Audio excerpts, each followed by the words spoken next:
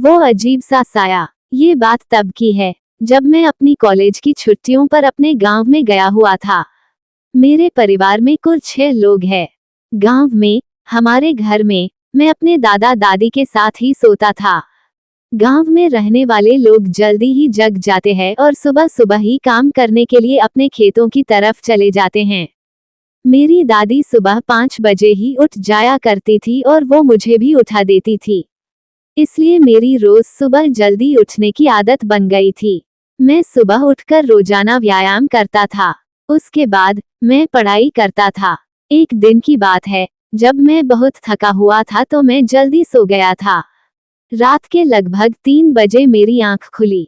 आज मैं काफी जल्दी उठ गया था तो मैंने सोचा कि अब जब उठ ही गए हैं तो क्यों ना पढ़ लिया जाए, पर पढ़ने से पहले कुछ व्यायाम कर ले ताकि सुस्ती भी उड़ जाएगी और पढ़ाई में मन भी ज्यादा लगेगा। तो मैं अपनी छत पे चला गया और इधर उधर टहलने लगा। उस समय ठंड बहुत थी और कोहरा भी था। दूर दूर तक घोर सन्नाटा था। छत पर टहलते हुए मैंने देखा कि सामने वाले घर की छत पर एक आदमी, या यूं कहे कि एक साया खड़ा था। साया इसलिए क्योंकि कोहरे की वजह से वह साफ नहीं दिख रहा था। वो घर मेरे घर से कुछ 50 कदम की दूरी पर ही था।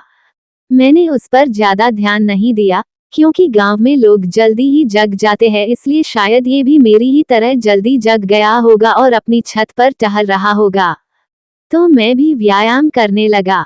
व्यायाम करते हुए मैंने देखा कि वो आदमी, या यूं कहे कि वो साया, जैसे पहले था वैसे ही अब भी बस मेरी ही तरफ मुंह किए खड़ा था। मुझे अब थोड़ा अजीब लगने लगा।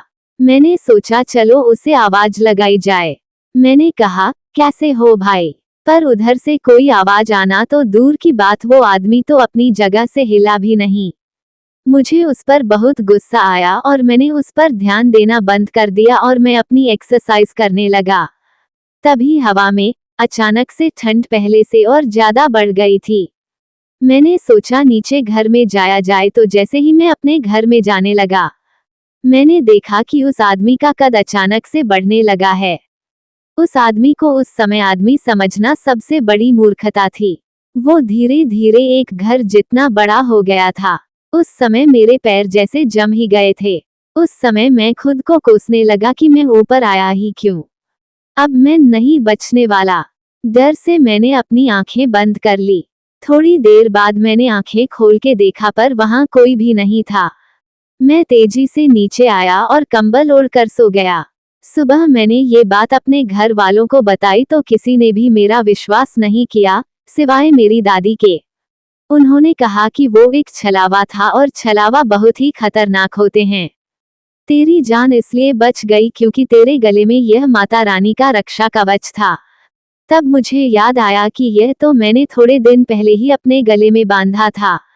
भगवान ने ही उस दिन मेरी जान बचाई। यदि ये कहानी आपको पसंद आई हो तो अपने दोस्तों और अन्य लोगों के साथ शेयर जरूर करिएगा।